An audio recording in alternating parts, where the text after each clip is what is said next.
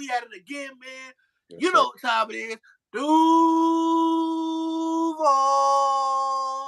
One time for the one time. Everybody. You see it? My dog watching the highlights from last Saturday's AFC clinching dub over the Tennessee Titans. And shout out to Tennessee for a very hard-fought game. But we knew who was the division leaders. We've been hearing it all weekend, Oh, they only got the playoffs because Tennessee was injured. Hey, at the end of the day, you have to capitalize off your team's mistakes. Mm-hmm. If the shoe's on the foot, you got to capitalize off us too. What's going on? Welcome back to the channel, guys. Long overdue video between myself and Go B. My boys got back from Nashville last week. Hey, Go B, what's it back in Florida, man? It feel good, man. It feels great. But man, it's been about a week and a half since last time we did a video, bro. Mm-hmm. But we back at it again. It's postseason time. And guess who won the AFC South? Duval. Yes, hey, sir. Man, yes, sir. You know the old saying. It's always a Jags. It's always a Jags. It's always a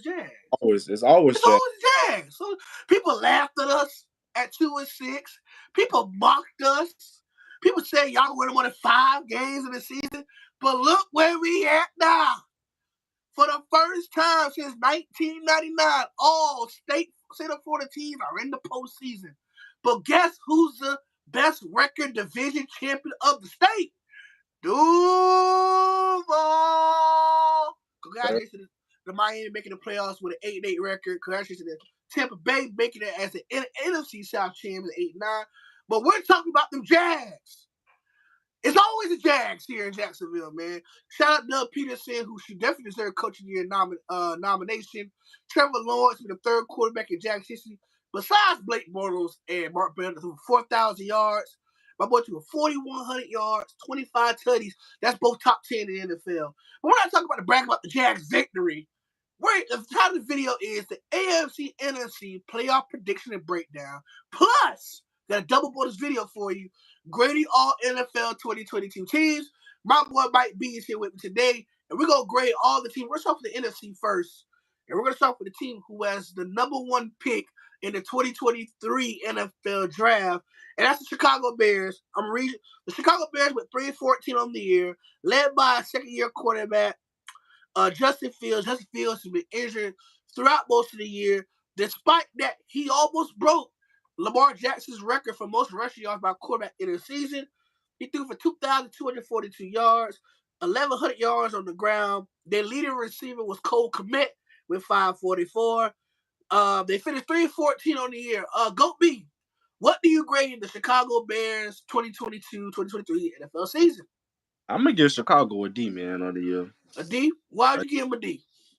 Chicago, for one, like I said, like I was telling y'all earlier on the phone, man, Chicago has all rookies in their secondary outside of Eddie Jackson. So they depended on nothing but a bunch of rookies that helped them out this year. Then during the trade deadline, they went and got Chase Claypool, who hasn't been a factor at all. At all. You need some more receivers on that team. You can't rely on Darnell Mooney the whole time. Let me ask you a question. Do you think it has something to do with play calling? Why Claypool numbers to drop? I just don't think Chase Claypool is that guy, bro. I just don't think he's that guy. Well, maybe in the right system. Hey, we're taking him to Jacksonville right now. I mean, we'll get you right now. Look what we did to our receivers over here. Mm-hmm. Christian Kirk, 1,100 yard receiver, first top 1,000-yard receiver. Zay Jones and Evan Ingram both had career seasons. So Doug Peterson knows how to run offense. But we're not talking about the Jaguars. I think the Bears is missing as a legit play caller. A legit head coach. If I had to predict a head coach that could fit that system, that could really turn it around, you could put a Jim Harbaugh down. You could put a Sean Payton. Those are offensive, innovative guys that knows how to mold around the quarterback. But the Bears, they're struggling on defense. They lost 2 elite defenders this year. They lost Roquan Smith to be, I think, traded or released. And they lost Khalil Mack in the offseason. So the Bears really have to improve defensively. I'm going to give the Bears a solid D- because Justin Fields has shown some spurts, but he does not need to be Michael Vick 2.0. Right. He showed in college that he's a prolific passer. What you need to do is build an offensive line around him, give him some more legit pass catchers, Claypool, I think he still could be a perennial go-to. Amon St. Brown had a pretty good year. Or was that Equanimeous? That's Equanimeous. Equanimeous with the Bears. Sorry, I get the two mixed up. Equanimeous could be a potential number 2. And then Darren Mooney was a best receiver outside of Cole Kmet. Right. And then they literally, outside of David Montgomery's injury, Justin Fields was only running back on the team. So they have to get healthy. They got to get a right play call, and they got to build around Justin Fields. We know he's the guy. We know he's a franchise quarterback. You drafted him last year. Build around him. Look what the Jaguars did. And I'm not being biased, but look what the Jaguars did this offseason compared to what was his rookie year. You gave him some receivers. You spent a lot of money. A lot of people judged us for spending $84 million on Christian Kirk, who never had a 1,000-yard receiving season up until now. You went and got Zay Jones, who people laugh at that pick. And people thought that Evan Ingram was a wash tight end. Look what Doug Peterson did with those 3 pieces. And then Travis Etienne come off for ACL tear last year. Those 4 guys was an instrumental part of Trevor Lawrence's growth as a quarterback in Jacksonville this year. Plus, you add a legit quarterback / play caller in Doug Peterson, who won a Super Bowl. You got to have a guy who's experienced. Mm-hmm. And Doug Peterson, when Carson Wentz went down, he got Nick Foles ready for a deep playoff run. And Nick Foles went from being an average Joe to a Super Bowl champion MVP. So Doug Peterson is a great-minded coach. Unfortunately, it didn't work out for Philly, but when he came to Jacksonville, he came with a zeal to help get Jacksonville back to what it was back in the late 90s. Yep. Being consistent playoff appearances, deep playoff runs, division championships, AFC title appearances. So what Chicago's missing is a leader, an innovator at the head coach position. And then management has to build around Justin Fields. Until they build around Justin Fields, the Bears will never be successful, and they will be laughing stocks, not only in their division, but in the league itself. So D- for Chicago on their 2022 season. Mm-hmm. Next year, we're going to talk about the team that finished right behind them in the NFC, and their coach just got fired maybe an hour ago. Arizona Cardinals, who actually finished second in their division last year, went from being 10-6 last year to a disappointing 4-13. Despite D-Hop missed the first 6 games due to a suspension. D-Hop missed more than 6. Between 6 to 8 games. Kyler Murray regression as a starting quarterback. Friction between D-Hop and Kyler Murray, and Kyler Murray and Cliff Kingsbury. People saying Cliff Kingsbury offense is too collegiate made and not successful for NFL football. Then you bring J.J. Watt in, for a feel-good story. But the defense was Harper with injuries. J.J. Watt was injured throughout the year. The J.J. Watt announced, a couple weeks ago that this was last season in the NFL. So it sucks for J.J. Watt not to make the playoffs this final season as a Cardinal. Goat B. I'm going to read you some of the stats from the Cardinals this year. Kyler Murray was a leading passer once again. He actually went down. Was it a torn Achilles or was it a torn ACL? It was torn Achilles. So Kyler Murray suffered a torn Achilles at the end of the season. He threw for 2,368 yards. Colt McCoy and Trace McSorley and David Blau all played quarterback to end the season. They all combined for a total of 1,500 yards between the 3 quarterbacks. Kyler Murray did throw for 14 touchdowns, 7 picks. James Carter was a leading rusher with 782 yards and 7 touchdowns. And despite missing 8 games, D-Hop still led the team receiving with 717 yards. So my question to you, Goat B, is this. You have D-Hop. You went and got Hollywood Brown this past offseason. You went and got Robbie Anderson during the season. You have James Carter. You have a solid enough defense. What is I have to give Arizona an F. Because for what they was last year, who the surprise team in the NFL started the season on 7-0, 8-0 before the collapse. I think Arizona really took a step back this year. They're in a worse situation than the Bears are, because the Bears actually have hope. But but Kyler Murray, for one, he don't know how to read plays. He don't read a playbook. When you have an out with your coach, you have a problem with your coach, you will not be successful in the team because it causes cancer in the locker room. Mm-hmm. You can't have a leader and your starting quarterback beefing with each other. And then your Hall of Fame potential wide receiver D-Hop, he's going out with his quarterback too. So I have to say F for Arizona for the fact you went to the playoffs last year despite not having Kyler Murray. You still went to the playoffs last year after missing it for 7 years straight. Mm-hmm. My thing is, where does Arizona go from here from a coaching standpoint? Who can come over there and fix that mess of Kyler Murray that can bring the Cardinals back to playoff potential? So I give the Cardinals an F for 2022. I said I gave the Cardinals a D minus only because they it's they still have a team, bro. That's they like you named all the receivers. You got Hollywood Brown. You went and got Hollywood Brown in the draft. Not the draft, but trade. He was I think they traded him for a draft pick or something like that. I believe so. Yeah, he was Yeah. like a 4th or 5th round pick. Yeah, so they traded him for a draft pick. You went and got Robbie Anderson before the trade deadline. Then you went and got. I mean, you still got Rondale Moore. Got D Forgot Hop. about Rondo. Forgot Yeah, about D Rondo. Hop suspended. You still got Zach Ertz. Granted, Zach Ertz got injured, but Trey McBride not a bad backup. Do they still got Andy Isabella still in Arizona? Yeah, Andy Isabella's still there, but he don't really play as much. He don't Okay. not with all the other receivers. So you got weapons on that team. That's why I'm gonna give them a D minus. But it's not just the Kyler Murray thing. It's their defense, bro. Their defense is not all that. When you only got Buda Baker, that's it. Buda Baker can't do everything by himself. He's giving it more than anybody on that team, bro. Buda Baker is the leader of that team, dog. I'm gonna give them a D minus, bro. They can still fix it, but they just got to get them. They got to get a head coach, and you got to. I mean, I don't think Cliff was a problem, bro. I really think it's just Kyler Murray. You shouldn't have paid him all that money. So let me ask you a question there. I have 2 questions. Question 1: if you do, let's say we talked about this during the season, if you do flip it for the a Lamar for Kyler, which team will be more successful? The Ravens with Kyler or the Cardinals with Lamar? The Cardinals with Lamar for sure. The Cardinals Cardinals with Lamar because Lamar misses wide receivers. That's all he's missing, bro. He only got Rashad Bateman and Devin Duvernay.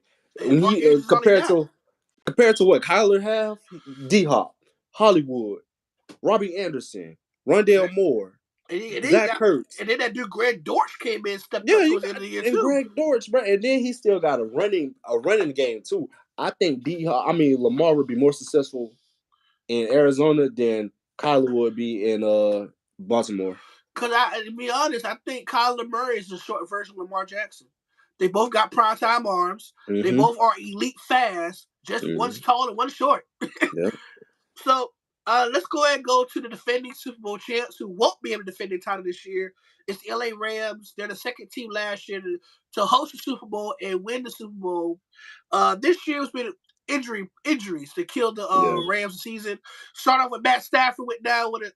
They shut him down midway through the season. Aaron Donald got shut down the back half of the season, but it really didn't matter at that point. Van Jefferson missed most of the season before he finally came. Allen Robinson was a disappointment all year. And then Cooper Kupp went down. I think it was an Achilles tear. Mm-hmm. He went down 3/4 of the way. So you name all those people I just named. Plus, you have Jalen Ramsey, who had a pretty solid year. Not good up to Jalen Ramsey's standards, but and then you have Coach McVay debating if he wants to come back and coach next year. Yeah. So it's a hot mess over there in LA. Despite winning the Super Bowl and all that, they have a lot to work on. They don't know if McVay's coming back next year. Stafford says he's coming back next year. He said on the podcast, I think his wife's podcast, that he said he was coming back. Will Aaron Donald be 100% next year? How Cooper Kupp recover from an Achilles tear? What are you gonna do with Cam Akers? Because Cam Akers went out in LA. What are you gonna do if you're the LA Rams? I'm gonna start with you, Goat B. What do you grade the Rams season? We look at the Rams from a statistical standpoint. The Rams leading passer this year was, let me pull up right here.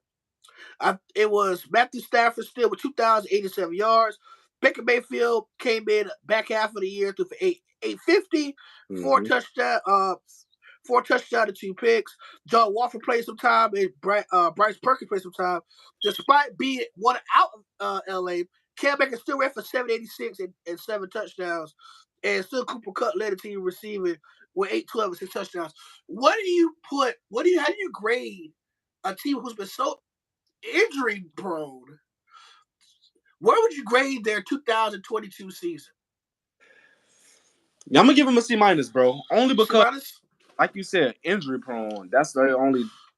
That's really what messed them up, bro. Jalen Ramsey, yeah, like you said, like you mentioned, he haven't lived up to what Jalen Ramsey should be doing. Right. He was getting cooked by Stephon Diggs, bro. Um, Hey, that was a big run. That was a big game right there. that was a big game. Yeah, I ain't giving him a C minus, bro. It ain't the coaching. The coaching wasn't a problem. He lost everybody to injuries. Yeah, of course. We're not blaming McVay. We're just saying, Yeah, well, the question is how they're going to move forward next year if he doesn't come back, because he's contemplating his future right now. So, I'm sorry, sir. Continue what you were saying. No, I was just saying if McVay don't come back, who can take over that program? Who can take over that team and continue to have it on his winning ways that fast? But I think a C minus is a good assessment because you still have a lot of pieces. You still got Aaron Donald. You still got Jalen Ramsey. You got Stafford coming back next year. Depending what Cam Akers going to do, I think he should stay. Because if he goes somewhere else, he might not be a starter. Might not be because there's a lot of great running backs in this game. A lot of great running backs, so it's hard to see which team he'll fit on. That these are running back wide away. Cooper Kupp still an All-Pro wide receiver. Jalen Ramsey still an All-Pro DB. Aaron Donald still an elite pass rusher. Can Allen Robinson turn to what he was in Chicago? We'll see. Van Jefferson needs to stay healthy. So those three guys are an elite trio. Plus, you have Tyler Higbee at tight end. And Matthew Stafford could turn to what he was, not this year, but last year. Watch out for the Rams in 2023. yeah. They gotta get healthy. They gotta make sure they can get the pieces back together, get everybody healthy, and try to run back the 2021 season because that was a magical year in LA to see the Rams not only host the Super Bowl, but win the Super Bowl. My assessment of the Rams, I'm gonna give them a C.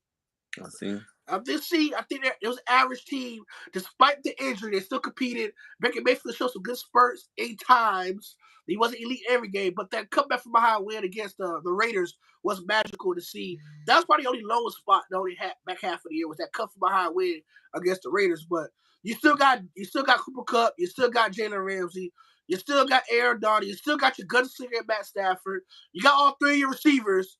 All you gotta do is come back, get healthy, and try to run it back this upcoming year, 2023. So I'm gonna give the Rams a C for the 2022 season.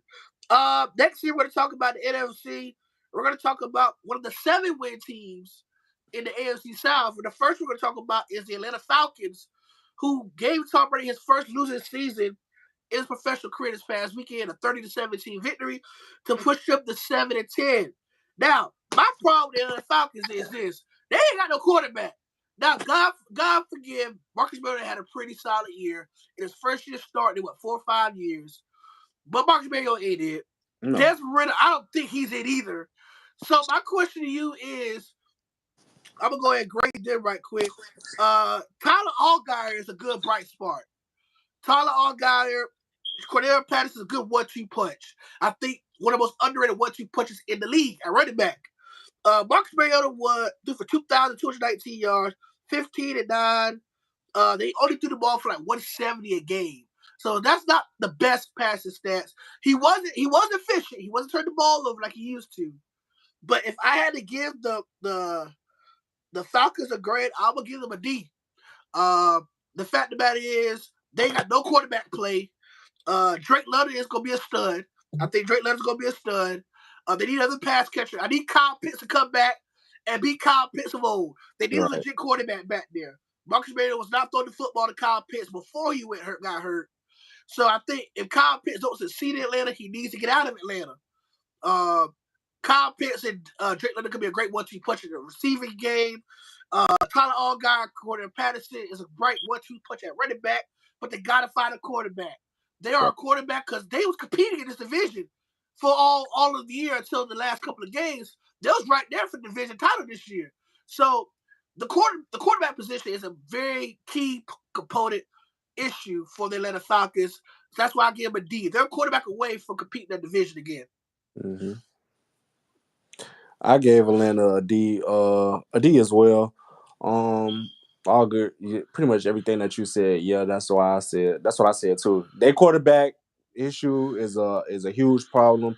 They drafted Kyle Pitts so high, but they rarely use him, bro. And That's that's what I'm what I don't saying. understand about them. You got to get this man a quarterback, and then you got to use him.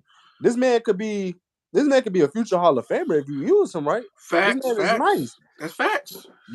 They also need to go and get them a different head coach, bro. Because I don't know what he got going on. Who's the head coach for the Falcons right now, bro? It's Mike Smith, Arthur Smith. Arthur Smith. Yeah, So but yeah, I think he need to go. He need to get out of there, man. He not the coach, and I don't know why you went and picked up an old Marcus Mariota. That man ain't that Marcus Mariota that we seen in Tennessee, bro. yeah, I think him sitting out those couple of years to back up the Raiders wasn't the best situation for him. He had some good moments this year, but all in all, he wasn't the answer. And I don't think Desmond Ritter's that guy either because he showed not great at he's a rookie. I mean, maybe next year he could fit in, but you gotta get another. Like I said, same thing about the Bears and missing the offensive play caller because you can't read options and all that college stuff and be successful in the NFL. Ask Arizona that ain't work out. And right now, Baltimore is barely working out because Right. they're continuing to be in the middle pack of the AFC, and they can't get over the hump until they get either a legit receiver or they take that play call because that read option offense is not going to work, and they're going to continue to get Lamar Jackson hurt in that Yep. offense. So I'm gonna give them a D. You give a D. Let's go to the next team, the AFC, the NFC South, the New Orleans Saints, who my opinion was a dark horse playoff team with Jameis Winston coming back from being healthy, but that hit the toilet quick because Andy Dalton was a starter most of the season. My question to you is this: Goat B, I think maybe I may be wrong, but could it be a race issue with not Jameis bringing Jameis in? It don't have some bad. I mean, some bad games. Gonna be. He has some bad games this year. It is. Why not pull the plug for Jameis? But Jameis didn't really play at all this whole year. He was on the sideline with a headset on. New Orleans finished 7-10 in the NFC South.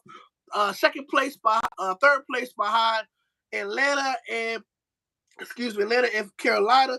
Andy Dalton threw for 2,800 yards, 18 touchdowns and 9 picks. Jameis Winston only threw the ball for 858, 4 touchdowns and 5 picks. Alvin Kamara's leading rusher once again with 897. Taysom Hill for 575. Chris Olave in his rookie season, 1,000 yards and 4 touchdowns. My question to you is this, Go B. I'm gonna give before I give you the floor. I'm gonna give a disappointed D for the Saints just because the fact of the matter is Marshawn Lattimore playing at a high level. Cam Jordan's still a force on the inside. But the offense, once again, since Drew Brees retired, the offense isn't it. Alvin Kamara is starting to slow down.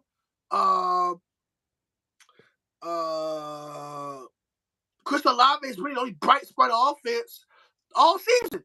I mean, there's a rookie hit 1,000 yards. So I'm gonna give them a D. Very disappointed D for Dennis Allen gotta go. I've never been a Dennis Allen fan. I didn't like him in Oakland when he was a coach there.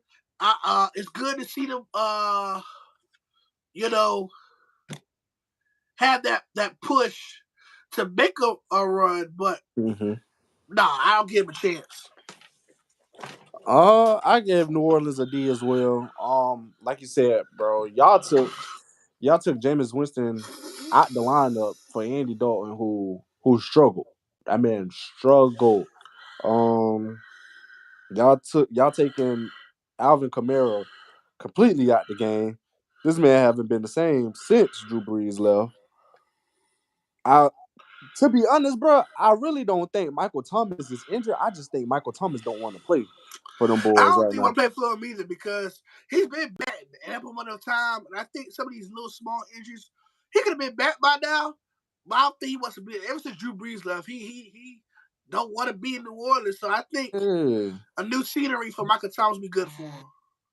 yeah, and then that defense is they hold up sometimes, bro. I mean I get it. You what I think they traded Chauncey Gardner Jr. for a draft pick. think that's what it was, but y'all got rid of Chauncey Gardner Jr., who's been balling with the Eagles. So I'm gonna give New Orleans a D as well, man. They got some work they need to do in New Yeah, Orleans. I think also, New Orleans since Drew Brees gone, I think the quarterback play took a step back. Despite Jameis' hard efforts last year, it hasn't been the same since Drew Brees left. And to be honest, I think until they get a legit quarterback in there, they're gonna continue to struggle. That division was just trash altogether. And with Eddie Dalton's average play, they still had a chance to win the division title. So I'm gonna give them a D for the season. Next year we're talking about this is we're talking about the second to last team in the NFC South is the Carolina Panthers, who finished second behind Tampa Bay. Matt Corral went down the preseason, and it was just a roulette of quarterbacks all year, from Baker Mayfield to Sam Darnold to PJ Walker. It was a mess all year, and despite all that, they still finished 7-10, just right there for the NFC South title, but they choked it in Tampa. Goat B, what do you give Carolina's season? I give Carolina a C, man. A C? A C. They really was missing. I feel like they have the defense at times, if that makes sense, bro. Like their defense can step up. They don't get it wrong. Their front defense can be there for you. You got JC Right. on the outside. You got Jeremy Chin. You got CJ Henderson. I don't Who think he's it, Mike. I don't think he he's it. he have his moments, bro. I'm gonna just put it like that. CJ Henderson, he have his moments. They defense can show up sometimes, bro. But it's their quarterback play, man. Their quarterback play was a problem, and they went and got Chenault from us. Chenault He had ain't do nothing. no, he was doing pretty good. He was doing pretty good for him. Um, Man, the man only had 272 yards and a touchdown the year, Mike. mm, well, hey, hey, well, he hey, was he was fifth for the team in total in receiving yards, cuz. oh, that's tough. Well, hey, man, that's tough. He I, had more receiving yards than Robbie Anderson though. yeah, yeah. Then they traded Christian McCaffrey. Which I don't Ooh. get, bro. Like, how you And trade Christian McCaffrey but don't trade Brian but don't Burns. trade Brian Burns for 2 first-round picks? That's That tough. Hey, the old saying is like the Tootsie Roll Pop. The world may never know. You never But know. my assessment of the Carolina Panthers is, I look at it, Deontay Foreman is a monster at the running back position. Chuba Hubbard is a good backup running back, another good 1-2 punch in the NFC South. DJ Moore needs a legit quarterback because his career is slowly going down the drain. Constantly playing with bad quarterbacks. Yeah. He did 800 yards receiving. The quarterbacks as a unit, all three, Mayfield, Darnold, Walker, 3,246 yards combined, 16 touchdowns, 13 picks. That's not going to get it done in Nah. any division of football. Three quarterbacks only combined for $3,000, 16 TDs. That's not going to win no football games. I'm going to give Carolina a smooth D minus for the fact of the quarterback play is so garbage. They need Matt Corral to be ready for next season, because I think he's going to be the starter going into the preseason unless they draft a quarterback. But I think Matt Corral is going to be the answer to Carolina's problem, because Sam Darnold has, 3 years over there? Can't get it done. Baker Mhm. Mayfield wasn't working out over there. PJ Walker, nah. So I'm gonna give Carolina a D minus. It was just disappointing. Uh, that whole division disappointed. I'm gonna be giving Tampa not a good grade either when I get to them. Next Mhm. up, we're gonna talk about your guy. I want you to go first on this one. Aaron Rodgers had one job yesterday: win, and you win. Prime time in Green Bay, they done it up and choked. They fell to the Lions, and their season ended 8-9. There's a possibility that Aaron Rodgers won't be a Packer to go next year, as he weighed his options going to 2023. Go B, I want you to give me your assessment on the Packers 2023 season. I'm gonna give the Packers. I got the Packers a C+. Why? Whoa, that's a stretch. Why? Because nobody predicted the Packers to finish the season 8-9. after losing Devontae Adams. We was all trying to figure out at the beginning of the year. Everybody was trying to figure out who was going to be the Packers' go-to, who was going to be Aaron Rodgers' go-to guy. We thought Alan Lazard was going to be that guy. Right. He didn't. He didn't. Christian Watson had a couple of bright spots. Christian Watson showed up and helped them out at times too. I give him that much. Not that much, yeah. I say I give him that. That's the most I give him is that much. Because the only other help he had was Aaron Jones for 1,000 yards this year. Yeah. So you'll give him a C plus. I'm gonna give him a C plus, bro. That's not a stretch, bro. Because for Aaron Rodgers to still finish 8-9 with rookie receivers and Alan Lazard, that's pretty good, bro. That's pretty good, bro. And mind you, Whoop, he finished that with who was his go-to guys? Aaron Jones. Them running backs, bro, catching out the backfield. So 8-9. And then you gotta think about it, bro. They ain't got no defense for real. So for them to almost make it to the playoffs with no defense, no receivers, that's a C plus, bro. They still can. They still have something to prove. They just lost to a better team, better offense last night. Which, mind you, we got killed by the same offense. Yeah, we know. 40-14. I remember that game in Motown. Yeah. You got me thinking about this one because you made some good points. They did start off the season very bad. They was at 1-4, 1-5, 1-2. But they turned around, finished 8-9. Aaron Rodgers did the best he could. He did for 3,000 yards once again. 25-11. 25-13. It was 25-13. No, 26-12. Sorry, I apologize. Aaron Jones, 1,100 on the ground. Jair Alexander, still a phenomenal corner. I'm going to give him an average C.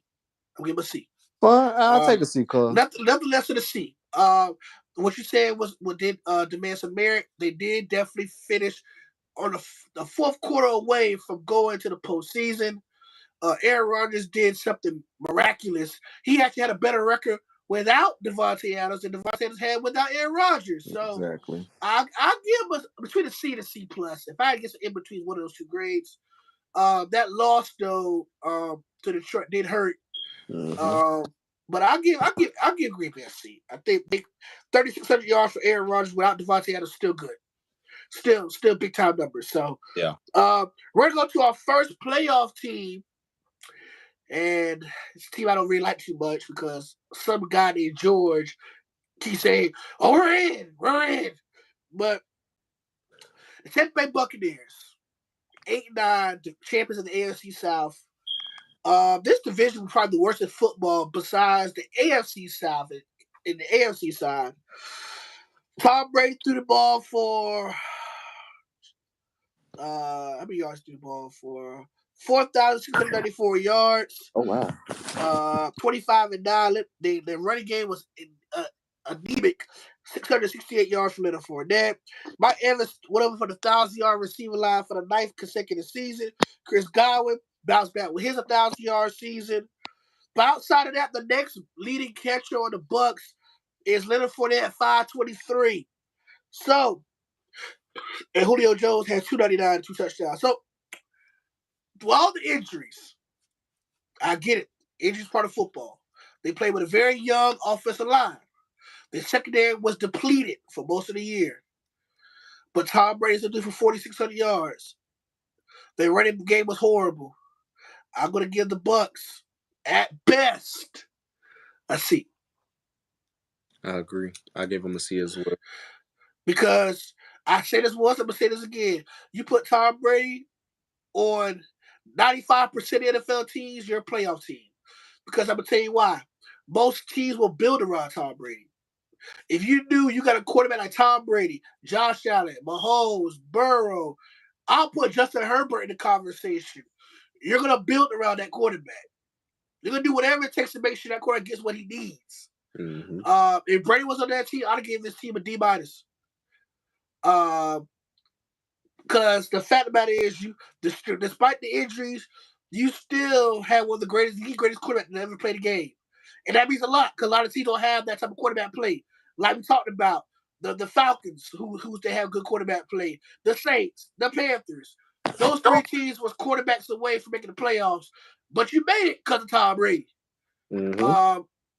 You take Brady off that team, the Bucks are just as bad as the Bears. I'm gonna give the Bucks a C on the 2022 season. I give them a C as well, man. 8-9. They in the playoffs, like George said. They in the playoffs, and I congratulate them, bro, because I didn't think they was gonna make it after Me watching them in neither. the middle of the season, bro. I didn't think Right, they would make it. right.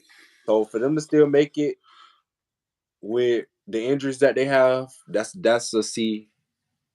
That's a C to me. That's a C for them. Next team we're going to talk about, we're going to the nation's capital, talk about the Commanders, and that's another mess of a situation at quarterback again. We had three quarterbacks that played this year. Mainly it was Taylor Heineke for the most part. He threw the ball for 1,859 yards, 12 touchdowns, 6 picks. Carson Wentz, 1755, 11-9. And then even Sam Howell played quarterback this year, who they thought. So my opinion is this. Your boy Brian Robinson had a good comeback performance. He He did did. 797 yards on the ground, only 2 touchdowns on the year. Antonio Gibson had 546 and 3 touchdowns. Terry McLaurin, 1191 and 5 touchdowns. But outside of him, there was no consistent receiver to help them out. Curtis Samuel, 656. Josh Dotson, 523. And then Antonio Gibson at 323. You still got a stud front seven, led by Deron Payne and Chase Young. That team is going to be something next year. But I think here's what I would do if I was a commissioner. I said this a day earlier. I would cut Carson Wentz and let Sam Howell, Taylor Heineke battle out for the starting job next year. Because Taylor Heineke has showed you that he could be a franchise quarterback. Mm-hmm. Sam Howell could compete and push Taylor Heineke to win that job. But I would cut Carson Wentz. I think Carson Wentz's days as a starting quarterback are over in the NFL. I think he had, since Philly, he had Indy, he blew that. And he blew the one in Washington. So I think Carson Wentz could be a career backup for here on out. Like you said earlier, Go B, we would love to have him in Jacksonville as a backup. Mm-hmm. We'll take him over CJ Beathard any day of the week. But I would give the Commanders a C- on 2022 for the quarterback play. It's really holding them from getting a C+. And that's crazy. I gave them a C+. I gave him a C+. Really? Yeah, Taylor Heineke, man. That man, like you said, he stepped up and played good. But that collapse towards the end of the season really prevented him from getting a C+. That they had the playoffs in the bag and they lost quite outside the Cowboys win yesterday. They faltered down the stretch. Yeah, but that division tough, bro. That division tough, man. But they had a good spot. They had a good spot. I think that whole division supposed to make the playoffs this year. That whole division should have made the playoffs. I'm glad they traded that Kansas out of there, that corner, William Jackson. Oh yeah, he wasn't there. He wasn't there. I think Washington needs to go ahead and cut ties with Carson Wentz and let Heineke and Howell battle out next year for the starting job. Next year we're going to talk about the surprising team of the NFC, the 9-8 Detroit Lions. So they was a Seahawks loss away from ending their postseason drop, but they got a consolation prize. They ended the Packers season on their home field. What a season for Dan Campbell and those guys. 9 wins, a winning record after 2-14 last year, 2-15, something like that. Mm-hmm. Jared Goff, who I thought was done as a starting quarterback in the NFL, this man threw for 4,400 yards, 29 touchdowns, and 7 picks. Kind of similar to what Trevor Lawrence had. He had 41, 25, and 8. Javonte Williams, 1,000 yards on the ground, 17 touchdowns on the ground. He broke Barry Sanders' record for most touchdowns in the season, by the way, last night. DeAndre Swift, 542 on the ground. Amon-Ra St. Brown with 1,100 yards receiving. Khalif Raymond is a good receiver with 600. DJ Chark. You still got Josh Reynolds. You got TJ Hawkinson. Not TJ Hawkinson, no. Oh, he gone to Minnesota, my bad. But you look at the Lions, offensively, they're all pro team. Defensively, they're piss poor.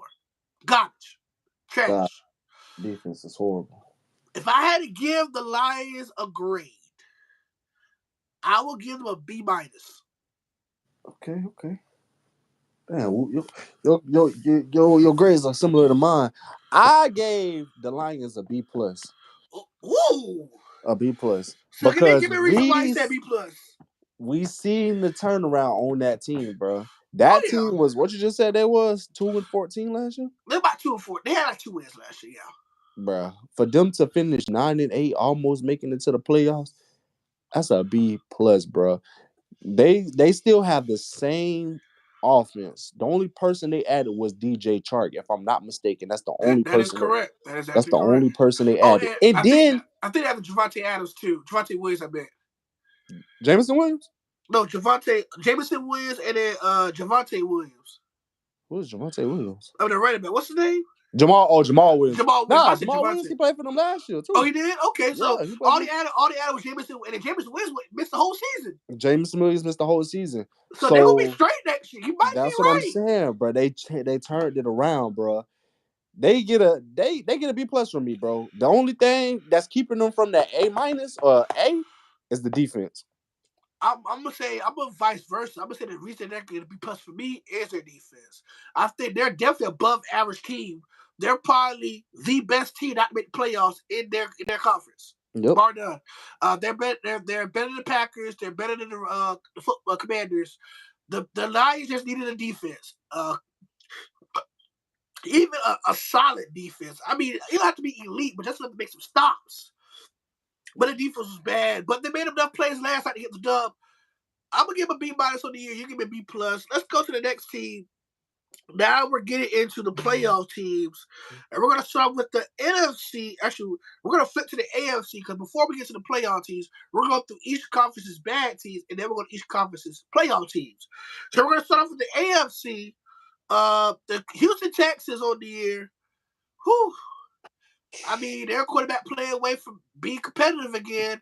For the fact that they fought in every game since the second half started, I'm gonna give him a D plus. I gave him a D plus as well, only because, like you said, bro, they quarterback is their quarterback play. They got a good running game. We seen it. Damian Oh yeah, Pierce, that oh boy is gonna yeah, be like that. oh He yeah. went down late in the season. He's good, bro. He's a stud. Good rookie. They keep a good defense, bro. They keep Oh a good yeah. defense. They had a really good defense. They do. Underrated. Yep. Davis Smith threw for 3,000 yards, 17 touchdowns. Those 15 picks were very costly. Uh, Damian Pierce was right at 1,000-yard mark with 939 and 7 touchdowns, and then Brandon Cooks was the team leading receiver at 699. So both D pluses for the Texans. The Colts, I got nothing to say. I'm giving them an F. I gave the Colts an F as well. Only because, and this is why I'm not even trying to be funny. Dale, in case you watch this video, I'm not trying to be funny. I gave them an F because y'all ran away from what y'all know. You get it? Y'all ran away from what y'all know. Run the ball with Jonathan Taylor. When Matt Ryan's on the team, they're gonna be pass heavy. Why would Passing. you keep the ball out of your star hands? That made no sense. It made no sense whatsoever. Then you went and got old head Matt Ryan this offseason, who looked at crappy in Atlanta before y'all went and got him. So why would y'all go and get Matt Ryan and rely on Matt Ryan, and then y'all started passing the ball heavy instead of running the ball heavy? It made no sense. If Oh, you look at Matt Ryan's stat, he threw the ball for 3,057 yards, 14 touchdowns, 13 awful interceptions. Jonathan Taylor did run the ball for 861 and 4 touchdowns. And then Michael Pittman led the way with 925. Paris Campbell was 623. Rookie Alec Pierce had 593. I think they went away from their brand of football, running with Jonathan Taylor and set up for the play action. That's not coach football. Not right. how we've seen over the years. So I'm gonna give the coach an F. If they'd have maybe ran the football more consistently with Jonathan Taylor and limit the Matt Ryan interceptions, then I'll probably give him a better grade. But due to Matt Ryan's 13 interceptions, How many And fumbles he had? how many fumbles? Let me go look back at that. You see how many fumbles he had? Matt Yeah. Ryan has. Let me see. He had quite a few. Matt Ryan turned that team over himself. Matt Ryan has. Let's see how many fumbles he had. But that man got sacked. How many times he got sacked? Matt Ryan was sacked 38 times. 38 times. So that means not only do y'all need a quarterback, y'all need the offensive line. Y'all need to still go get a better defense because y'all defense is not like that. Stephon Gilmore and Darius Leonard. Granted, Darius Leonard was out the whole year. That Stephon Gilmore, he's getting old, so he's not the same. They'll even seen it a couple times that the man looked like he was scared to come up and make a hit. It ain't the same, bro. He ain't the same. Y'all got to. That team just need a turnaround. Right. I agree. F. I give an F. Well, the next team I'll give an F, and you'll be surprised. The Denver Broncos, they're getting a super F for me because of the fact you went and spent all that money on Russell Wilson. You have Jared Judy. You have Courtland Sutton. You have Melvin Gordon. You have KJ Hamler. You did have Noah Fant, but you let him go for the Russell Wilson trade. But you went 5-12 with Russell Wilson and all that firepower. You look at the stats of this year. Russell threw the ball for 3,524 yards. Latavius Murray was brought in to lead the team in rushing. This man, 700 yards rushing and five touchdowns. Melvin Gordon was fumble USA, so he lost his job. And then Latavius Murray came out of nowhere and led the team in rushing. And then you have Jared Judy almost had 1,000 yards. Courtland Sutton, the tight end, rookie tight end, Dulcich, he's pretty good. And then KJ Hamler had 14 grabs on the year. You have all that firepower, and you still with 5 wins with that solid of a defense. F for me, bro. You get the F. I gave him a D. You give him a D. I gave him a D only because I feel like not only was it Russell Wilson, it was also on that head coach too, bro. They play calling was trash at times. Yeah, that play calling was horrible at times, bro. It's like, why would you do this? In the red zone, that game when they lost to the Colts, that's not that game when they lost to the Colts. I get it. Russell Wilson, he was the problem at the same time because he didn't read the field right. He wanted to get a ball in tight coverage to a Courtland Sutton instead of giving it to a wide open KJ Hamler. But I still feel like you should have just ran the ball. You was in the red zone again. Even the commentators said, why didn't y'all just run the ball? If you were in the red zone at the 3 or I think it was the 2, it might have been the 2, run the ball. Richard Sherman was so pissed after that game. The man was like, brought back flashbacks. That he said, I seen that before. He said, I don't even want to talk about it. Just run the ball. That's it. That's all you have to do, bro. You want to pass the ball on 4th and goal to a Courtland Sutton and Stephon Gilmore. Just got taunted by this man, Courtland Sutton. So you know he finna. Yeah, I'm finna strap him up. I'm finna strap him up. Knock the ball out of his hand. Man, kind of brings back deja vu all over again. Yeah. I think Nathaniel Hackett graduated from Pete Carroll School of Coaching. I'm gonna rescind my grade. I'm gonna give him a D-.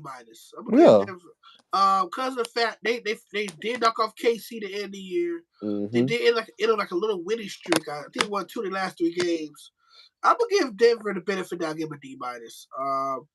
The Las Vegas Raiders, what a season, up and down for the Raiders. Fell short in the playoffs for, once again, Derek Carr, who's probably most likely won't be a Raider after this season. Threw the ball for 3,500 yards on the year. Had a 60% completion percentage, 24 touchdowns, 14 picks, sacked 27 times. Josh Jacobs led the lead in rushing with 1,653 yards and 12 touchdowns. And Devontae Adams had 1,500 yards receiving and 14 touchdowns. I'm going to give the Raiders a C-. That's the same grade I gave them. I gave them a C-. Josh Jacobs, phenomenal. Devontae Adams, phenomenal. You winning the use. Darren Waller was injured most of the year. They played some close games, if you ask me. Games that they should have won. I gave him a C minus, bro. I think what his name is McDaniel. That's the head coach. Yeah, Josh McDaniel. Yeah. Josh McDaniel. He can. I feel like next year he'll do better next year with them. Play calling was a little suspect at times, but that defense still needs some help. Outside of Chandler Jones and Max Crosby, bro, that defense needs some more help. They need some elite people in that defense and that secondary for sure. All right, next thing we're talking about a team that also went 7-10 in the AFC, but this time in the NFC North. A team that really did have their main quarterback for 90% of the year. He came on a little too late. I'm talking about the Cleveland Browns. Deshaun Watson missed most of the year with the allegations of the sexual misconduct with the masseuses. Despite that, Jacoby Brissett had a really solid year, leading the way for most of the year. He led his team in passing. He threw the ball for 2,608 yards, 12 touchdowns, 6 picks, pretty average numbers, completion of 64%. Deshaun Watson came back, threw the ball for 1,100 yards, 7 touchdowns, 5 picks. Nick Chubb led the way in rushing with 1,525. Amari Cooper once again over 1,000 with 1,160 and 9 touchdowns. Donovan Peoples-Jones was a bright spot in the receiving It game was too. David Njoku too. And David Njoku, who returning back from an ACL tear. Both those guys come out for 1,400 yards receiving and 7 touchdowns. What do you give the Browns grade for 2022? I gave the Browns C minus. C minus? C minus. I'm going to give the Browns a C. Okay. Give them a C. The fact that is they stay competitive without Deshaun Watson. Exactly. They wasn't the best team, but they wasn't the worst team. They stayed right there in the average section. And Donovan Peoples-Jones really stood out. The Njoku stepped up. Amari Cooper had a pretty solid year. Nick Chubb. Kareem Hunt had 460 on the ground. I think Kareem Hunt is going to be out of there after this year, looking for a new home. But I think Deshaun Watson get a full season up on his belt. Now he's finally played football again. I think the Browns could be a factor in the AFC North next year. Won't be surprised they win the division next year. So I'm gonna give the Browns a C, and I can't wait to see how Deshaun Watson resumes the rest of his professional career. Now that dark side of his past offseason is behind him. We're gonna talk about another team that went 7-10, the team that finished second place in the AFC South. The Tennessee Titans once again was on the outside looking in. Their first playoff miss in quite some time. They started the season 7-3. Lost 7 straight, including this past Saturday loss to the Jags. Ryan Tannehill being out really hurt the Titans' chances of being playoff bound. Derrick Henry can do so much. God bless Josh Dobbs coming in to try to make something out of nothing. But they're quarterback away as well for making a push. And also a couple of receivers short, too, because I don't think Robert Woods was it. Trajan Burks really showed me that he might not be that guy yet either. Maybe if he has a better quarterback, maybe they could be more successful. But I think I'm going to give the Titans a disappointing C minus for this year due to injuries and the lack of consistency on the team. It's just an urgency. I'm going to give them a C minus. I gave them a D. Only because, like you said, they started off 7-3, and then they just went downhill from there. It's like nobody wanted to play no more. I mean, I've been saying get Ryan Tannehill out of there. He not a starter quarterback no more. Right now he should be like a backup or something. They don't have receivers, so you got to run the ball with Derrick Henry all the time, and it's just like they're not trying to get another quarterback. They're not trying to get receivers. They're not trying to do nothing to help them win. You still need a defense too. They got what David Long and what's your boy name Kevin Byard. Yeah. That's it, bro. They ain't got no corners. No other Hey, linebackers. hey, Nothing. kid, I think Kyle Fulton, he gotta go. He ain't in either. Yeah, it's like you got to build that defense. You got to build the offense too. You can't rely on Derrick Henry all the time, bro. Teams is catching on to that. The Jaguars used to get crushed by Derrick Henry. This year, bro, they held that man to 100 yards. This man have 100 yards in the first half alone against the Jaguars.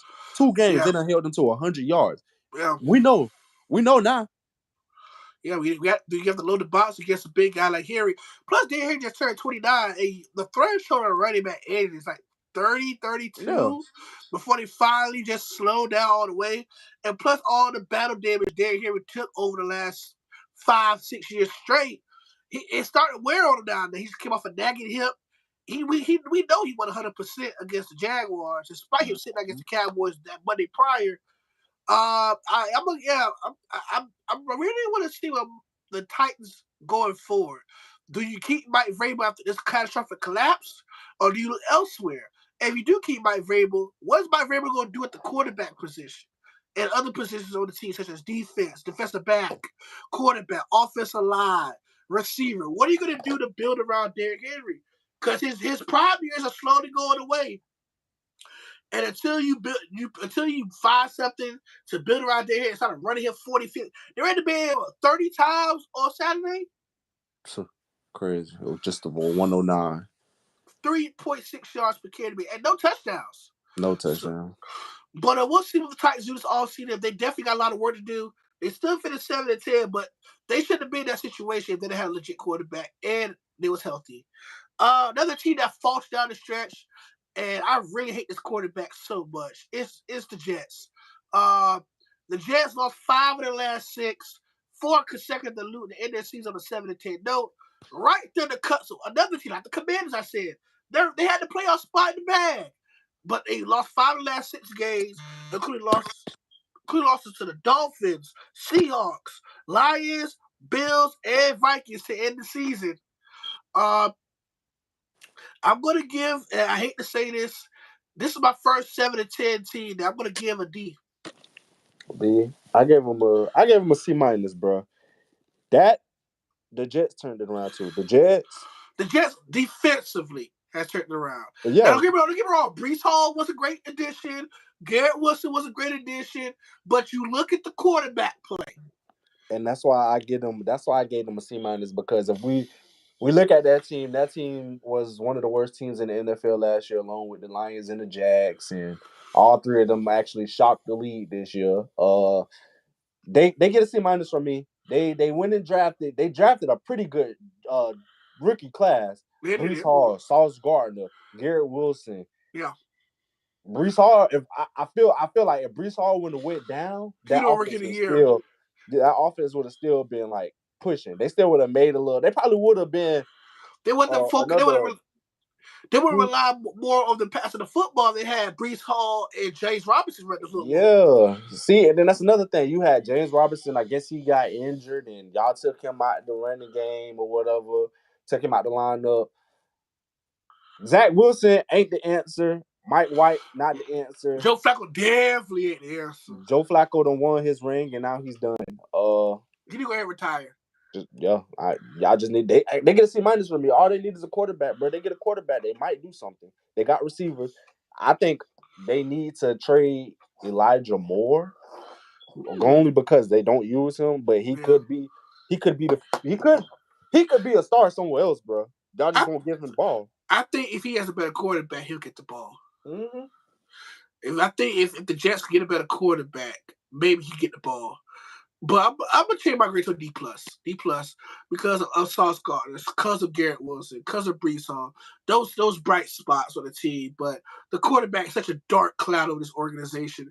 Till they get a franchise quarterback, the Jets will always be either average at best or below average. Next thing we're gonna talk about is one of the 8 and 9.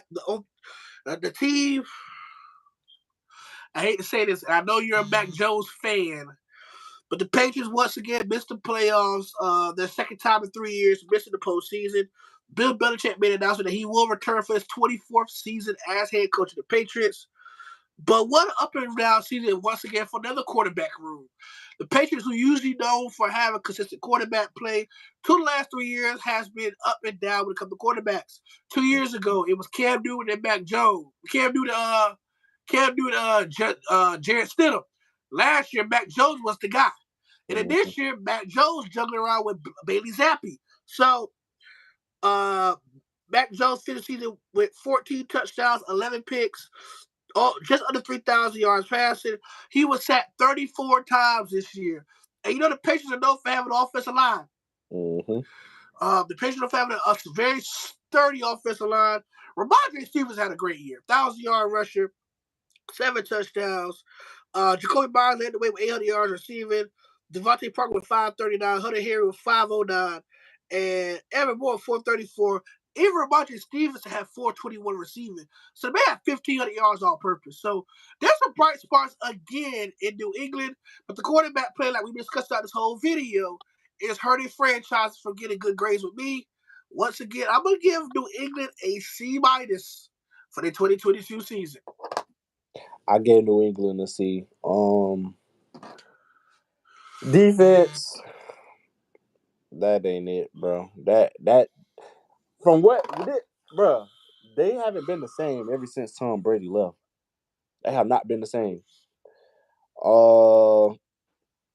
And I Bill Belichick is one of the best coaches in our era, bro, for real.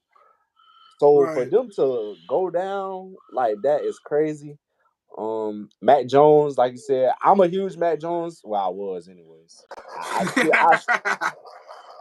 I was, because coming out of college when you was playing under Nick Saban, and then you went to his friend Bill Belichick, two of the best coaches of all time that we done seen. Anyways, that's crazy, bro. So I was like, Matt Jones gonna go and do this, do that. He gonna ball a lot. But the way Matt Jones been playing, he ain't it. He ain't it. And you know, historically, Alabama, outside of Tua's career is in jeopardy with these concussions, hasn't historically been successful in the NFL. Maybe you have not Roger Staubach, but Joe Davis, who played Alabama. He was successful, but this last 10, 15 years, Alabama quarterbacks has, since Nick Saban in the NFL, I don't think that one Alabama quarterback outside of A.J. McCarron made the playoffs. So Nick Saban has, well, Jalen Hurts, Jalen Hurts and Tua are the most recent two that made the playoffs, but we'll see how it goes. What's going on, Mac Jones situation? What is Bill Belichick going to do? I think also Matt Patricia's offensive play call is horrible. Yeah. His offensive play call is garbage. They got to find some. Since Josh McDaniel left, they decided to give it to Matt Patricia, and for what I'm hearing, he is probably the worst offensive coordinator in football right now. That's also hindering Mac Jones from being successful. So either they trade Mac Jones or they keep him and give up the play caller for Patricia. But if the Patriots continue to see losing seasons, sooner or later you'll see Bill Belichick to say throw it all away and say I can't keep constantly do this. So next thing we're gonna talk about is our first 9-8 team. One of the two teams in this conference started season 2-6 and was playoff eligible, but a loss by the Dolphins hindered the Patriots, but the Steelers from making the postseason. The Pittsburgh Steelers, 9-8 of the year under head coach Mike Tomlin, still has not had a losing season at the helm since he's been coached. And he's the longest tenured African-American coach. Kenny Pickett was drafted, the hometown kid, started, was it week 3 or week 4? And took over ever since. Pittsburgh got a quarterback now, Kenny Pickett, I have to say. Look at Pickett stackers on the season. He threw for 2,400 yards, 7 touchdowns, 9 picks. But that's expensive of a rookie, though. You're going to have some growing pains. Ask Trevor Lawrence from last year when he led it in the league in picks. But Najee ran for 1,000 yards, and Deontay Johnson has the most receiving yards of any receiver in the NFL to have no touchdowns. He had 882 yards receiving and 0 touchdowns on the year. George Pickens, 800 yards receiving and 4 touchdowns. Pat Freiermuth, 732 and 4 touchdowns. I'm gonna give the Steelers through all what they've been through. I'm gonna give the Steelers a B. A B. I gave him a C plus. I gave him a C plus. That the quarterback situation, me would like this offseason, I was like, man, the Steelers not gonna do much with a rookie quarterback, and you got Mitch Trubisky going. They started off with Mitch Trubisky, and who was that? Who else they had? They had. Bishop Dwayne Haskins passed away before the season started. I thought it was somebody else though. I thought it was No, like another vet.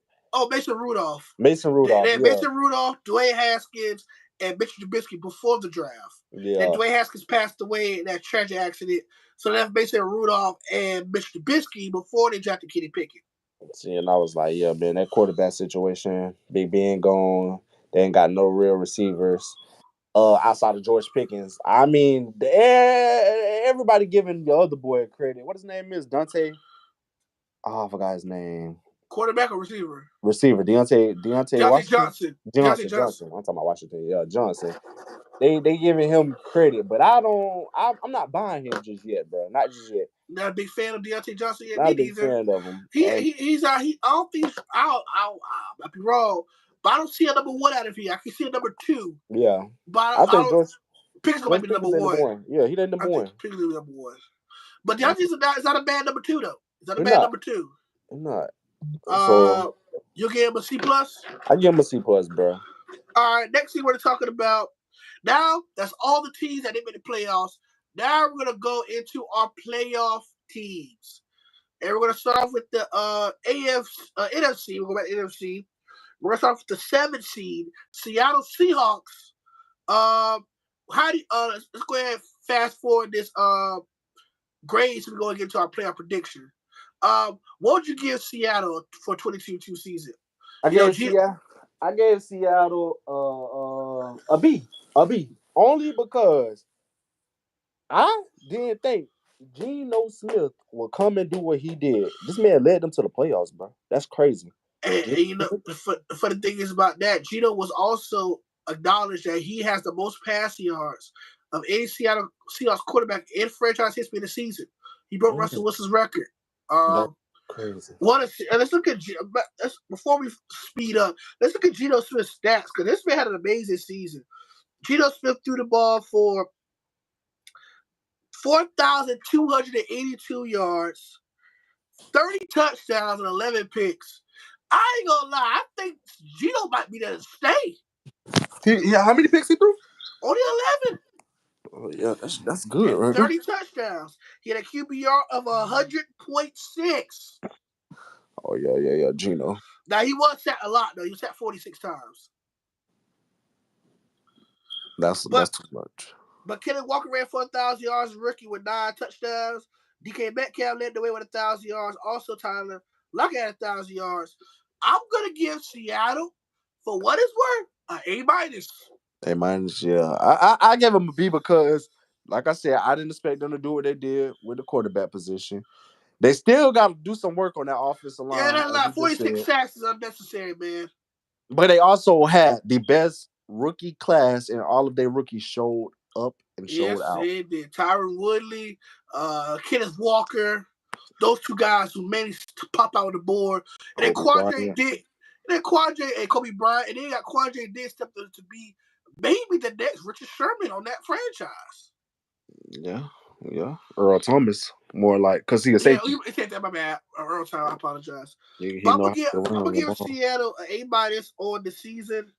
We're gonna go to we're gonna flip flop back from AFC to NFC. Miami Dolphins. I'm gonna give them a B- on the year. I gave the Dolphins. Yeah, I gave them a B- as well, bro. I gave them a B-. Offensive line once again is a problem. Tua's health has been a significant problem, but the bright spots, Woodley and him, the Speed brothers, both had tremendous seasons. Of course, Tyree broke the record for most receiving yards in the season by a Dolphin. But I'm gonna give the Dolphins a B-, despite Tua getting the team to the playoffs. He might not be playing in their playoff game, and if he is, he's not 100%. So I'm gonna give the Dolphins a B- on the season. Mm-hmm. The 6th seed in the NFC, the G-Men, another team, at the beginning of the year when I thought they was gonna make the playoffs, but Coach DeBall got the guys on the ball and in the postseason as a 6th seed. The Giants, I'm gonna give them a B plus, despite I'm not so certain of Daniel Jones yet. I give them a B, man. I give them a B. Give B. them a B. Their I think that offense is there. I'm still a little. I'm still. I'm in still kind of defense, worried the about their defense. defense. I mean, the defense is better than it was last year. Yeah, most definitely. They that rookie. That first round pick, that rookie, that boy, he getting in that backfield. That's one thing I will say. He's getting in that backfield. I like. I really like the Giants receivers, bro. I don't think Oh they get yeah, Darius Slayton, Richie James. they're not getting enough respect. They not getting that respect, bro. They not. Um, you still got Kenny Galladay who show up. Who he haven't been a big factor, but he did have a nice catch last night. Yeah, you got Darius Slate with 724, Richard James 569, Isaiah Hodges 351, Saquon 268. Wandale Robinson is going to be a wild That. card in the Mm-hmm. offense. He's going Mm-hmm. to be a wild card. There's Sterling Shepard, I think, and then you have what's his name? Where he at? I can't find him, but they're gonna be a very good Daniel Jones, 3,200 yards with 67% completion percentage, 15 touchdowns, 5 picks. He's also sacked quite a bit, and that's why I lowered their grade a little bit. He got sacked 44 times this year. Yeah, So, but Saquon, despite coming off, had an ACL tear last year, the man finished the whole season. Good. All right, clap for Saquon, man. That man played a whole season, ran about 1,300 yards. Even Daniel Jones has 700 yards rushing. no. So I'm gonna give the benefit of the doubt to the Giants. Next team we're gonna talk about is the 5th seed of each conference. We got the Cowboys and the Ravens. So we're gonna start with the Ravens. 10-7 of the year. They will face their division rival Cincinnati, who they faced last week. They'll face them in the wild card round. Lamar Jackson, just like the Dolphins situation, they go as far as how far their quarterback can take them. And Lamar Jackson, for the second consecutive year, is holding the Ravens back from being successful. I'm gonna have to give the Ravens a C on the year. I give them a C as well. You still can't find that receiver. Mark Andrews and Rashad Bateman and Devin Duvernay is like all they have in receiving. Rashad Bateman is injured. I mean, DeMarcus Robinson, he stepped up when Rashad Bateman went down. Kenyon Drake toting the ball, J.K. Dobbins toting the ball, but Gus the bus is a bust. I'm sorry. Lamar, he can only do so much, man. Ain't so much you can do. Yeah, and then their defense, bro. Their defense is what's gonna keep them from not making it. If Lamar come back, their defense is gonna keep them from not making it that far. Yeah.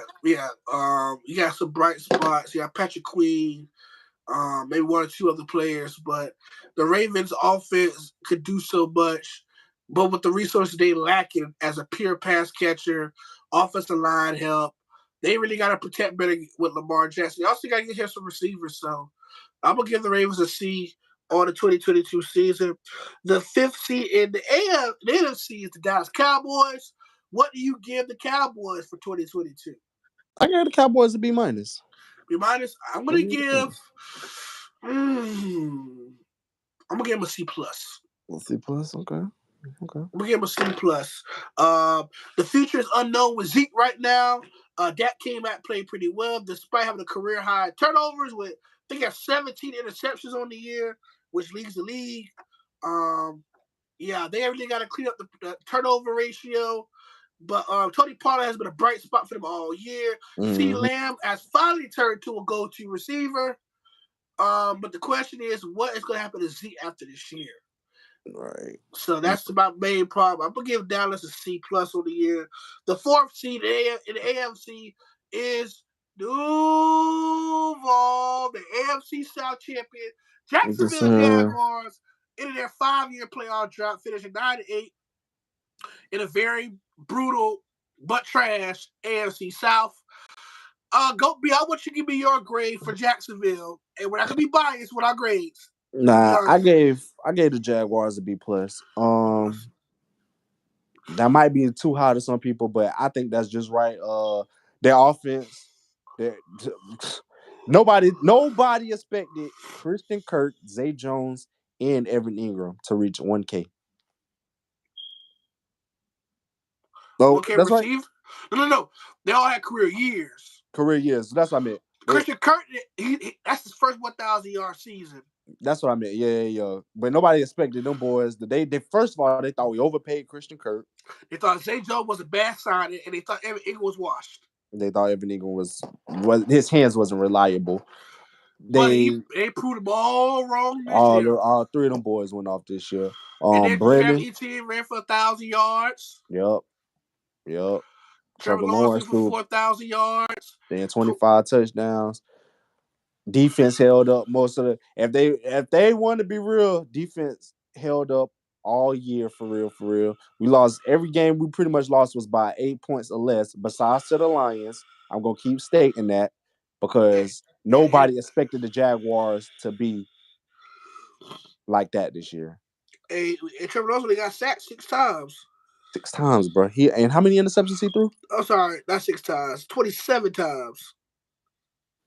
That's still not. And he only threw 8 picks. 8 picks. I give him a B plus, man. I'm gonna give Jackson. I'm gonna give the same grade. We both think of like the same issues. Now we're going to the top 3 seeds of each conference. The NFC, the third seed is the San Francisco 49ers. No. Is it San Francisco 49ers or is it the Vikings? I think it's the yeah. Okay, my phone. Somebody was calling me. All right, my bad, Cole. I think it's the Vikings. The Vikings are 3. Yeah, the Vikings are the 3 seed. What would you give the Minnesota Vikings on 2022? I'm gonna get a Vikings. I gave them a B plus. B plus. A B plus. They still, cause only reason why I gave them a B plus is because, for one, their defense ain't like that for real. They winning games because of their offense. They still play some close games this year. Some real close games. Didn't the Packers cook them? Yeah, the Packers cooked them, and they got embarrassed. Yeah, it was them that cooked them. Yeah, they got cooked by the Packers. Packers murdered them boys. Yeah, I give them a B plus, man. I give them a B plus. They didn't have a bad year. They actually, obviously, they didn't have a bad year, 13-4. But I'm not gonna give them nothing higher than a B plus. I'm gonna give them a B. Kirk Cousins had a good start, but I think he faltered out the stretch. I think Justin Jefferson was on the verge. I don't know if he's going to get the award, but he's consideration for the Triple Crown, which means you lead all receivers in all statistical categories, receiving yards, receptions, and touchdowns. Let me see how many touchdowns he has right now. He has 1,800 receiving yards. He has 8 touchdowns, so he won't win the Triple Crown. But he does lead the NFL in receptions and receiving yards, not touchdowns. He was one stat shy of a Triple Crown. But what a great season for Justin Jefferson. He's definitely gonna be an All-Pro, and I think he might be a 99 overall in Madden next year. That's my prediction. I think he'll be a 99. I think Justin Jefferson's gonna be a 99 in Madden next year.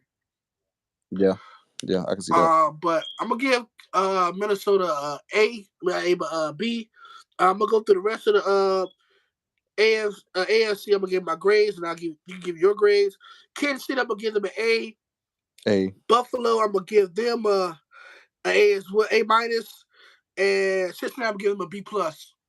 I gave Buffalo a B plus and Cincinnati a B plus. And then Philly, I give them an A plus. A plus, me too. San Fran, A minus. I gave them a A. And that's the rest of the teams in the playoffs. And now we're gonna make our predictions real quick. Let's go look at the playoff brackets. Hey, my screen froze on yours? Yeah, your screen is black, bro. My joint not coming up. Yeah, your screen's black, bro. So unfortunately, you won't be seeing the rest of the video. But it's okay. We're almost done. We're about ready to wrap up. Look at the playoffs right now as we stand. Let me give you a prediction for the Jags. So we got the 49ers and Seahawks playing on Saturday. Who you got? You say you got the 49ers winning that game, right? I got the 49ers winning. Okay, you got the 49ers winning, and you got the Jags and Chargers winning. I got the Jags beating the Chargers at home in Jacksonville at night. The Jags should win that game. All right. Next, then we'll have the Sunday games where everybody's playing. You have on Sunday to start us off Dolphins and Bills. We both know the Bills are gonna win that one. Tua has a concussion. Teddy Bridgewater got a banged up finger. Skylar Thompson might be getting the start of that one. The Giants and Vikes. I got the Vikes winning that one. Which one? I got the Vikings winning against the Giants.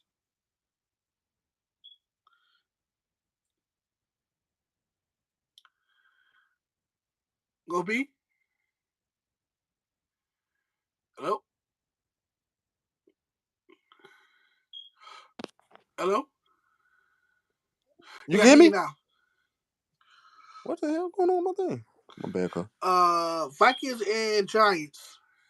I got the Vikings winning. Bengals and Ravens. If Lamar not playing, no, I'm gonna still take the Bengals, bro. Yep. Only because, like I said, their defense, that Ravens defense. Bucks and Cowboys. I'm gonna take the Bucks. All right, then. So then we'll advance the next round. Kansas City and Jacksonville. I ain't gonna be biased. I'm gonna take the Chiefs. Chiefs. All right. Bills and Bengals. I'm gonna take Josh Allen. Okay, so it'll be a rematch between Kansas City and Buffalo. Buffalo's and Chiefs. I'm gonna take. That's tough, bro. I feel like the Chiefs having too much fun right now, bro. They're that offense is just scary, dog. I'm gonna take the Chiefs. Chiefs, and then for the NFC, you got the 4-5 matchup. You got the Bucks. You see, you got the Cowboys beat the Bucks, right? I got the Bucks beat the Cowboys. So you got the Eagles and the Bucks playing in Philly. The Eagles. And then you got Philly versus San Fran. You got San Fran versus Minnesota. I'm gonna take Minnesota on that one. And then Minnesota versus Philly. I'm gonna take Philly for that dub. And they got Philly and KC in the Super Bowl. I think Philly gonna win it all. They Philly gonna win it all. So I'm gonna give you mine. I got the Jags beating the Chargers. Mm-hmm. I got the Seahawks upsetting the I got Seattle upsetting San Fran. Okay. I think that's gonna be upset. And you did say it's gonna be upset. I think Seattle gonna be that upset. Okay. But I got the Cowboys beating the Bucks. I got the Vikings beating the Giants. I got the Bengals destroying the Ravens and the Bills destroying the Dolphins. I got San Fran knocking off. I'm sorry, not San Fran, but and I have in the next round I have Cincinnati upsetting Buffalo.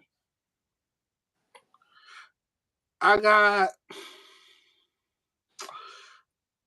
don't know. I think Jasper can pull off the upset in KC.